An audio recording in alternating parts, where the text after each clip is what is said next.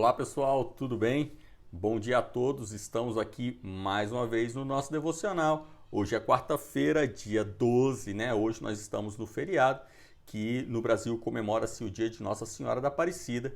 Então, estamos aqui como sempre, 8 horas da manhã, independente. Segunda a sexta, 8 horas da manhã, a gente está no nosso devocional. Agradeço a sua presença aqui e vamos lá seguir com o nosso projeto. Eu estou aqui mais uma vez, né?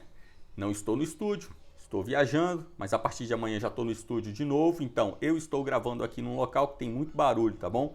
É um lugar maravilhoso, belíssimo. Aqui tem uma mata aqui atrás, mas tem muito pássaro e tem também uma avenida aqui e que de vez em quando passa um caminhão. Então, vocês me desculpem, qualquer barulho que passar aí, foge, né? Aqui ao controle. Não estamos no estúdio, então peço desculpas a você, releve, tá bom?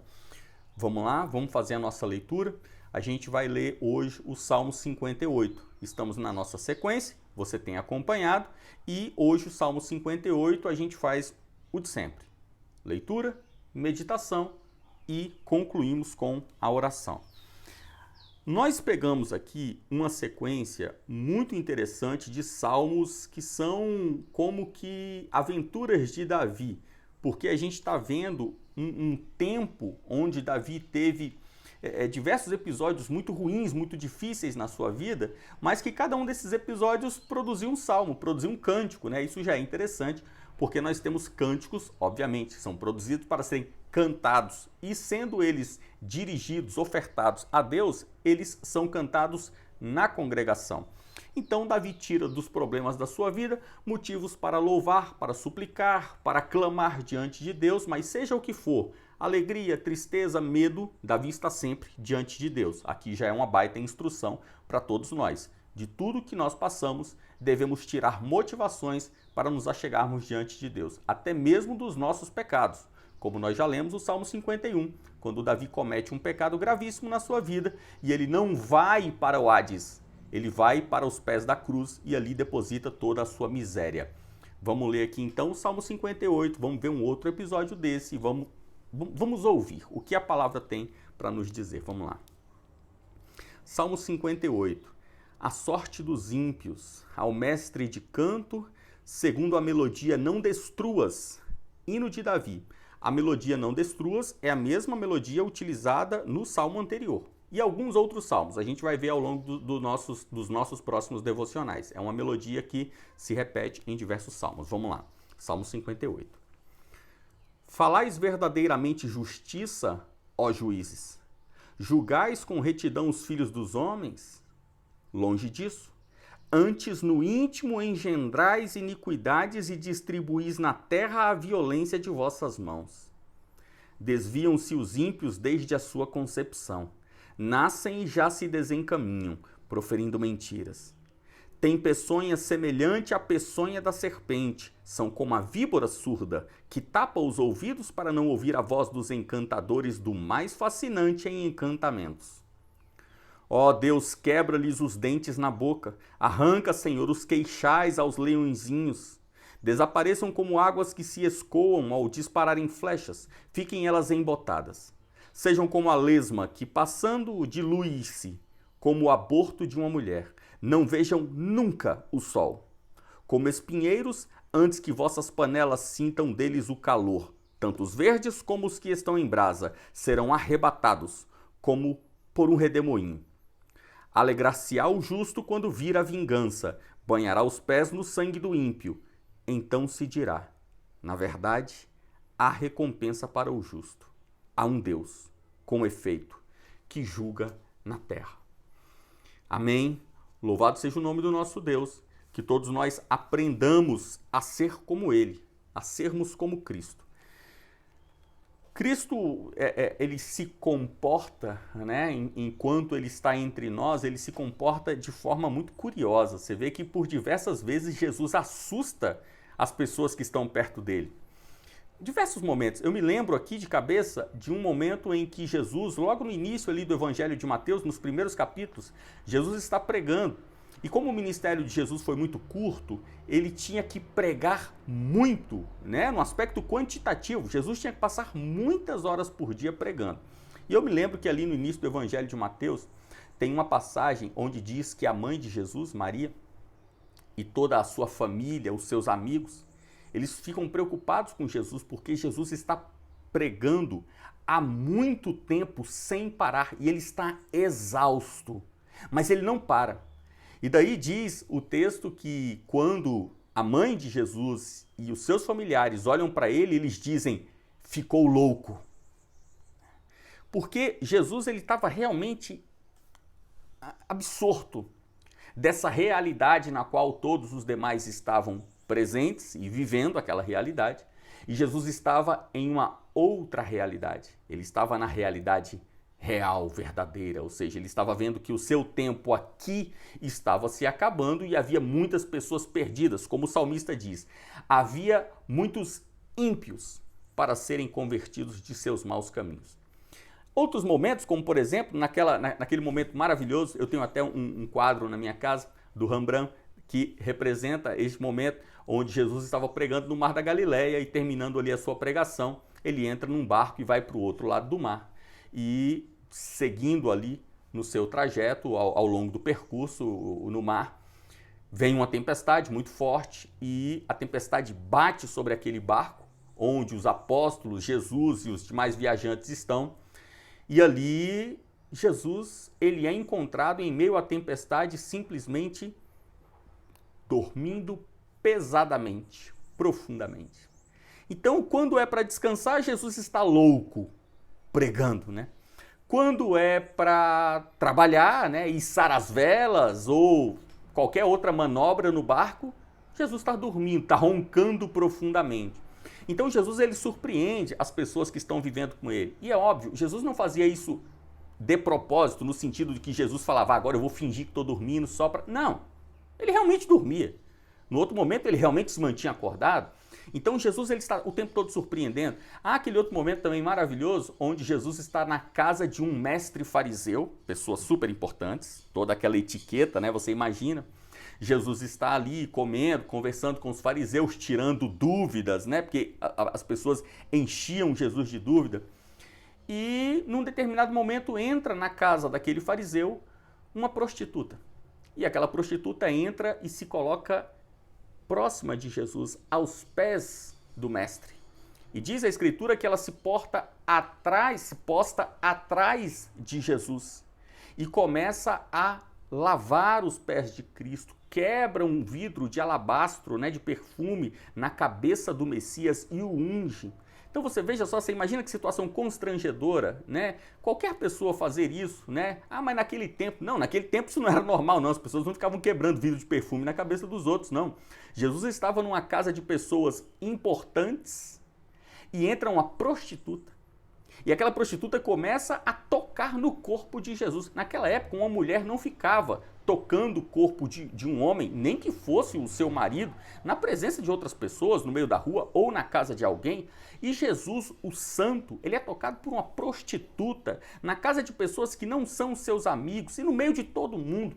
E Jesus, ele surpreende a todos, porque a Escritura diz que as pessoas olham para aquela cena e falam assim, se ele soubesse quem é essa mulher, se ele soubesse que ela é uma prostituta, não deixava ficar tocando nele assim.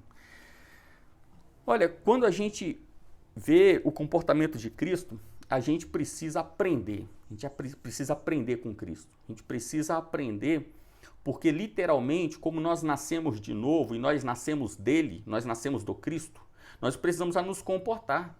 Como é ser um cidadão dos céus? Né? Como Santo Agostinho dizia, né? Como é ser alguém da cidade de Deus? Eu não sei, né? Eu acabei de entrar nessa cidade, eu acabei de carimbar o meu passaporte, eu acabei de estar junto dessa comunidade. Como se comportar? Temos que aprender com Cristo. E como nós aprendemos com Cristo? De certa forma, a gente fica um pouco chateado quando a gente lê a Bíblia, porque é tão pouco texto, né? A vida de Cristo, primeiro que Cristo ele tem um ministério muito breve, são 33 anos de vida. E desses 33 a gente só conhece basicamente 3, em resumo. Porque não há um registro histórico da vida de Cristo sendo feito em tempo real. Os evangelhos foram escritos muitos anos depois da morte de Cristo, décadas depois da morte de Cristo. Então os evangelhos são escritos por pessoas que viveram com Cristo, como por exemplo no caso do Evangelho de São Marcos, que foi escrito pela tradição, né, pelo discurso, São Pedro contando as histórias para Marcos. Marcos era secretário de Pedro, escreveu o Evangelho de Marcos, que provavelmente foi o primeiro evangelho escrito. E depois nós temos outros evangelhos, como o Evangelho de Lucas, que foi um evangelho jornalístico, né, onde Lucas viaja, sendo financiado, ele viaja para os lugares onde Cristo nasceu, Cristo cresceu, onde ele trabalhou, e Lucas vai entrevistando as pessoas para remontar a história de Jesus. Então, quando a gente olha para tudo isso, a gente fala, poxa, podia ter mais, né? Por exemplo, não há na Escritura uma instrução para as crianças. Como ser uma criança à semelhança do menino Jesus? Não há, porque não há o relato do menino Jesus. Como ser um jovem, né? Assim, a partir de 16 anos até os 30, como ser um jovem à semelhança de Cristo? Não há. Nos evangelhos, o relato de como Jesus foi um adolescente para que o meu filho também seja, não há. E nós temos apenas 3 anos em resumo. Mas para você que está no nosso devocional, as coisas ficam um pouco mais fáceis, porque você já sabe que a Escritura, ela é o próprio Cristo, pois a Escritura é a palavra de Deus. E a palavra de Deus é o próprio Jesus, como diz João no capítulo 1, palavra essa por meio da qual todas as coisas são criadas, são formadas, inclusive a nossa personalidade e o nosso comportamento. E a gente aprende a ser, sim, uma criança como Jesus, um adolescente como Jesus, um jovem como Jesus, lendo, por exemplo, os Salmos, lendo o livro de Provérbios, lendo Eclesiastes. Cantares, nós aprendemos a ser um marido, né? Uma esposa à semelhança de Cristo. Então, quando nós olhamos aqui para o capítulo 58 dos Salmos, nós aprendemos algo muito interessante na teologia, que é como não apenas ser uma pessoa boazinha, fofinha, mas como ser uma pessoa justa. A justiça, ela é maravilhosa, mas ela também é terrível. Ela é aconchegante, ela é reconfortante para aquele que é auxiliado, alcançado pela justiça, para que seja feito com ele o bem que foi desfeito no mal do crime. Mas a justiça é terrível para com o opressor, a justiça é terrível para com o transgressor da lei, pois ao transgressor a justiça não traz paz, mas traz a espada. Então vamos ler novamente o Salmo 58 e vamos aprender a sermos como o Messias, né? O ramo de Jessé, o filho de Davi. Vamos aprender, vamos lá. Falais verdadeiramente justiça, ó juízes? Julgais com retidão os filhos dos homens? Longe disso. Antes, no íntimo, engendrais iniquidades e distribuís na terra a violência de vossas mãos. Então, aqui, em primeiro lugar, a gente tem Davi mostrando como o senso de justiça desse mundo ele é pérfido, ele é mau. E o senso de justiça deste mundo é mau por quê? Porque ele é executado por juízes humanos. E os homens, naturalmente, ou seja, a natureza dos homens, ela é uma natureza de impiedade. Veja só, verso 3. Desviam-se os ímpios desde a sua concepção. Se você já leu Confissões de Santo Agostinho, você vai se lembrar de como Agostinho ele remonta a toda a sua infância e ele pede perdão a Deus pelos pecados que ele comete, ainda quando ele era um bebezinho, mamando ali no seio da ama de leite. Ele, remontando a sua história, ele encontra já desvios pecaminosos quando ele ainda era uma criança. Desviam-se os ímpios desde a sua concepção, nascem e já se desencaminham, proferindo mentiras. A palavra ímpio, a gente já falou aqui em outros devocionais, de repente você não pegou, de repente você não participou desses devocionais. A palavra ímpio significa aquele cujo comportamento, cujo caráter é um caráter de impiedade. A impiedade, obviamente, é o antônimo da piedade. Piedade ou piedoso, se apiedar, né? Piedade é aquele sentimento que as pessoas têm para com o próximo, ao verem-o sofrer, ao verem-o ser injustiçado, conseguem sentir a dor do próximo. E assim eles se movem para fazer ao próximo aquilo que ele gostaria que fizessem com ele. Nós temos aquela parábola maravilhosa do bom samaritano. Todo mundo se lembra da parábola do bom samaritano. É uma das mais conhecidas de todas. Nós temos ali um homem jogado pelo caminho e as pessoas vão passando, né? Os sacerdotes, os levitas, os fariseus vão passando. E passam ao lado dele, veem aquele homem que foi assaltado e espancado, jogado no chão. E o que todas aquelas pessoas fazem? Não fazem nada, né? Passam ao largo e vão embora. E quem é que acaba cuidando daquele homem? Um samaritano. Qual é o ponto do samaritano? Samaritano, perdão pelo barulho, pessoal. O samaritano é alguém da região de Samaria, e essas pessoas de Samaria, né, os samaritanos, eles tinham uma intriga muito forte com os judeus, principalmente as pessoas ali, os hebreus da região da Judéia, de Jerusalém, propriamente dizendo. Por quê? Porque havia uma briga muito grande desde os tempos de Salomão, quando o reino dos hebreus se dividiu entre reino do norte e reino do sul, porque lá na Samaria inventaram de construir um novo templo, inventaram de adorar a Deus em cima de um monte, e isso só podia ser feito em Jerusalém. Então ficou uma intriga, uma briga entre Samaria e Jerusalém. Qual é a cidade santa de Deus? Essa briga vai se estender e nunca mais vai se acabar. Mas nós temos aqui, no Salmo 58, um direcionamento muito interessante para nós, que é justamente aquele homem da Samaria, aquele samaritano que é bom, que cuida daquele judeu, daquele hebreu, daquele filho de Abraão que foi assaltado e espancado. Aqui nesse texto nós vemos Davi falando do impiedoso, da impiedade, do juiz ímpio. E nós jamais podemos nos esquecer que a missão do cristianismo é justamente levar o evangelho, é levar a boa nova. Para quê? Para converter os ímpios do seu mau caminho. Então vamos manter isso em mente, porque você vai ver aqui no restante do Salmo o seguinte: tem peçonha semelhante à peçonha da serpente, são como a víbora surda que tapa os ouvidos para não ouvir a voz dos encantadores, do mais fascinante em encantamentos. Você veja só, tem peçonha semelhante à peçonha da serpente, né? Tapa o ouvido à voz dos encantadores, aquele que quer endireitar, aquele que quer amansar, aquele que quer conduzir a serpente tapa os seus ouvidos. É uma analogia, uma alegoria que ele está fazendo, que o salmista está fazendo, dizendo que o ímpio, ele faz de tudo, ele se esforça, ele despende energia para não se converter dos seus maus caminhos, ainda que diante do mais fascinante em encantamentos.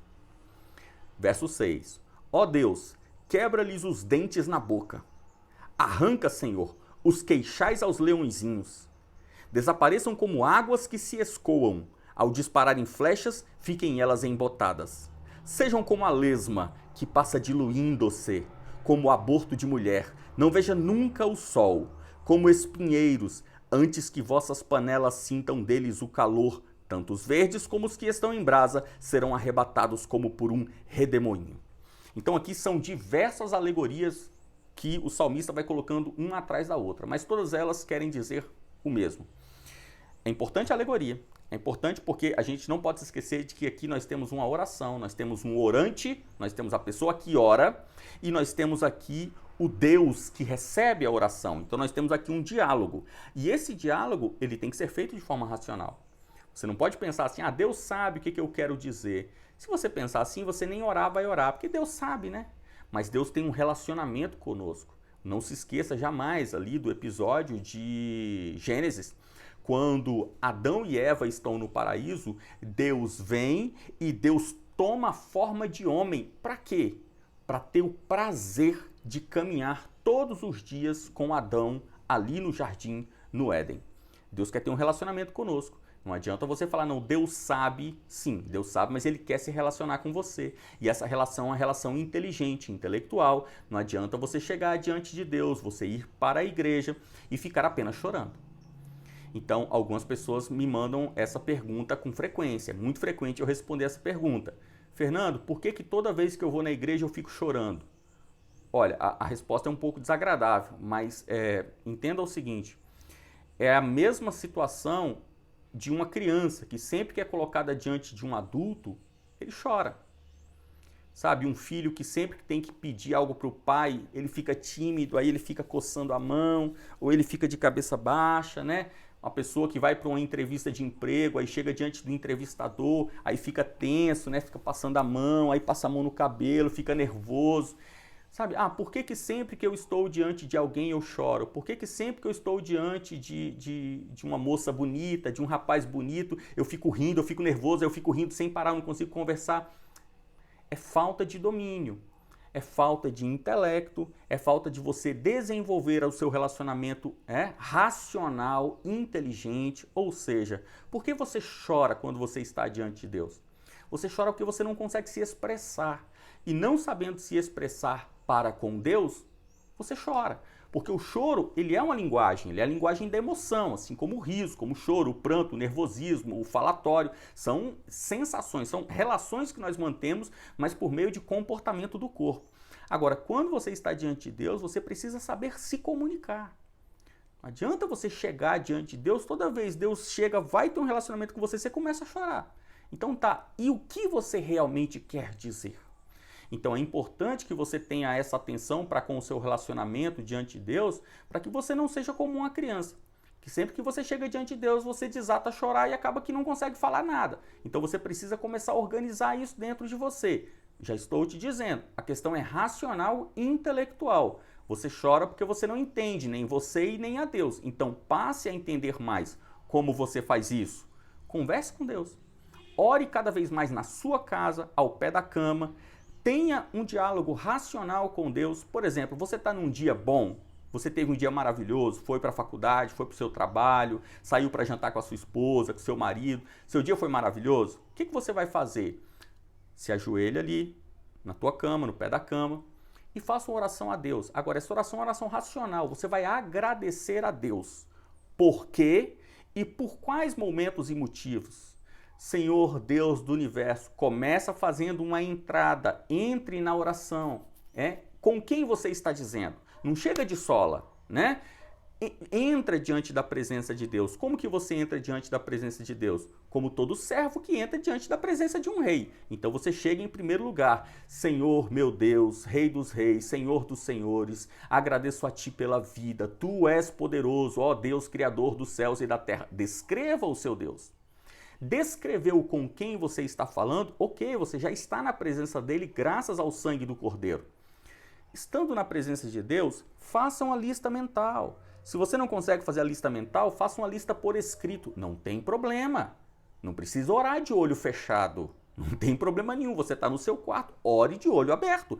Pegue a sua lista. Senhor, meu Deus, quero te agradecer porque de manhã o meu carro quebrou, mas consertei o carro, deu tudo certo. Senhor, quero te agradecer porque depois cheguei no trabalho, no meu trabalho aconteceu isso e isso. Também recebi o telefonema da minha...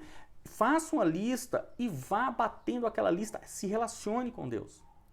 Poxa, meu dia foi horrível. Ok, fale para Deus por que foi horrível. Por que você está se sentindo assim? O que aconteceu de ruim? Por que isso que aconteceu é ruim? Pessoal, tem uma relação. Sabe, é como a semelhança de uma relação de marido e mulher. Você não pode passar o dia inteiro trabalhando, sua esposa o dia inteiro trabalhando. Aí você chega em casa à noite e faz o quê? Vai dormir. Né? Você não pode, tem que ter uma relação. Converse aí, como foi o seu dia? Tenhamos essa relação. As alegorias são importantes aqui por quê? Porque Davi tem uma relação com Deus. E Davi está conversando com Deus e Davi está explicando para Deus por que Davi pensa assim e como Davi pensa e como Davi se sente. Então ele vai dar diversas alegorias. Ele vai falar, ó Deus, quebra-lhes os dentes na boca. Arranca, Senhor, os queixais aos leõezinhos. Ou seja, ele já está falando o seguinte, olha, os juízes dessa terra, os homens dessa terra são maus e são ímpios. Eles são como leões, eles vêm para me devorar. Então o que eu lhe peço? Quebre os dentes, né? Um leão sem dentes, ele fica inofensivo. Próxima alegoria. Que desapareçam como águas que se escoam. Próxima alegoria. Ao dispararem flechas, fiquem elas embotadas. Embotada no Velho Testamento é um sinônimo para cego, né? Sem visão, ou seja, as flechas vão ficar todas elas sem direção.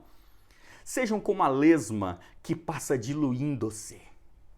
Como o aborto de mulher, não vejam nunca o sol. Como espinheiros, antes que vossas panelas sintam deles o calor, tanto os verdes como os que estão em brasa serão arrebatados como... por um redemoinho. Aqui a analogia é quando você pega ali os galhos para fazer o fogo, coloca a panela em cima. Então ele está falando, sejam como o espinheiro, né? Seja o espinheiro verde ou espinheiro seco, não importa. Quando coloca ali, coloca fogo, antes que a panela se esquenta, eles já se vão. Ou seja, que eles sejam breves, rápidos, que não tenham resultado nos seus projetos. Olha quantas analogias Davi está entregando para Deus para dizer como ele se sente. Os Salmos é um livro assim, é um pós-doc de oração. Para você aprender a orar, é você ler os Salmos. E você vai ver que quanto mais você orar, quanto mais você se relacionar com Deus, você vai ficar melhor na oração, nesse aspecto de saber expressar os seus sentimentos. Davi, ele expressa os seus sentimentos de uma forma maravilhosa. E ele vai concluir o Salmo dizendo, alegrar-se-á o justo quando vir a vingança, banhará os pés no sangue do ímpio. Então se dirá, na verdade, há recompensa para o justo. Há um Deus, com efeito, que julga na terra. Já falei sobre isso algumas vezes em outros salmos, né? Sobre orar pedindo a justiça de Deus, a vingança de Deus, que Deus se levante contra os nossos inimigos. Se você analisa isso à luz do Novo Testamento, onde Jesus diz para que nós estejamos sempre dispostos a dar a outra face, você fica num dilema, né? Caramba, eu peço para Deus destruir o meu inimigo ou eu viro a outra face para o inimigo bater mais? Pessoal, você precisa entender sempre o seguinte. Nós jamais devemos nos envolver nas nossas brigas, nas nossas intrigas. Você jamais deve chegar diante de Deus pedindo para que Deus se vingue do seu ex-patrão, que te deu cano e não te pagou o que era devido. Você não deve fazer isso. Você deve virar outra face. Então, você foi injustiçado, você não deve pedir vingança para com aquele patrão, né? Mas peça a Deus que Deus conquiste o seu coração e que ele venha a ser salvo e que vocês ainda possam, apesar dessa injustiça, dessa situação horrível, né, injusta aqui nessa terra, que vocês ainda um dia possam se abraçar e adorarem juntos a Deus, ainda que seja no céu. Então, quando nós vemos isso, nós aprendemos a amar o nosso próximo. Agora, nós vemos que na Escritura há inimigos que não são inimigos pessoais nossos. Há inimigos que são inimigos da fé. Há inimigos que são inimigos da igreja. Ou seja, esses inimigos são inimigos abstratos para o orante, para quem ora. Por exemplo, eu peço, Deus, que o Senhor destrua e traga a sua vingança, que o Senhor impeça os planos dos inimigos da Santa Igreja na Ásia. Quem são os inimigos da Santa Igreja na Ásia? Eu sei lá quem são. Eu quero que eles se lasquem, mas eu não sei quem são. Então, eu oro diante de Deus pedindo para que eles sejam derrotados, para que eles sejam destruídos. Mas eu não estou querendo que Deus vá lá pegar a pessoa tal e faça com que aquela pessoa morra. Não, eu quero que aquela pessoa se converta. Agora, os inimigos da fé, os inimigos de Cristo, os inimigos de Deus, os inimigos, aqueles que estão se opondo à igreja, eu não posso estar aqui vendo essa situação de impiedade, homens ímpios que estão indo contra a fé e ficar virando a face para eles. É isso que muito se faz no Brasil. No Brasil não se tem uma postura de confrontar inimigos, pelo contrário, a gente convive com os inimigos. A igreja brasileira, ela convive com os seus inimigos. Quantos hereges, quantos ímpios, quanta coisa satânica acontece na igreja brasileira? Muitas. E quais são os sacerdotes que se levantam para denunciar, dizendo o nome, o CPF dessas pessoas, para que elas sejam expulsas, como a igreja sempre fez? A igreja sempre se levantou contra os inimigos da fé, contra os inimigos da igreja. A igreja sempre fez isso. Agora, a mesma igreja sempre esteve pronta para acolher o indivíduo, a pessoa que, ainda que seja ímpio, se arrependa e venha para a igreja. Então aqui o salmista ele termina o salmo de uma forma belíssima, né? Alegrar-se-á o justo quando vir a vingança, banhará os pés no sangue do ímpio. Então se dirá, na verdade, a recompensa para o justo. Há um Deus com efeito que julga na terra. Pessoal, nunca fique preocupado com você mesmo, mas fique preocupado com o nome do nosso Senhor Jesus. Quando Deus tomar a sua vingança e derrotar os nossos inimigos, quando Deus tomar vingança e destruir aqueles que se opõem à Santa Igreja, o nome de Cristo será exaltado. Você não deve jamais ficar se preocupando com você, a sua situação, como você está agora e como você ficará após a vingança de Deus. Se você se preocupa com você mesmo, você já está errado. Sabe, o cristão ele é alguém que ele não se vê. Ele não está preocupado consigo, mas está preocupado com aquele que é o único que verdadeiramente importa. Então que o nome do nosso Senhor seja engrandecido. Que em todas as situações que nós passarmos pela nossa vida, que sempre que houver o juízo de Deus, e o juízo de Deus for a nosso favor, que o seu nome seja engrandecido. E que em todas as vezes em que nós formos o ímpio, nós formos o injusto, que a impiedade nossa for julgada e Deus trouxer justiça, que o nome dele seja exaltado. E que sempre na nossa vida, então, tudo que vier a acontecer, seja para a honra e glória do nome do nosso Senhor Jesus Cristo. E que ele nos dê amor, que ele nos dê caridade, para que nós lembremos sempre que ninguém nesta terra jamais foi tão humilhado e injustiçado como o nosso Senhor Jesus Cristo. E o nosso Senhor não se vingou de nenhum dos seus malfeitores.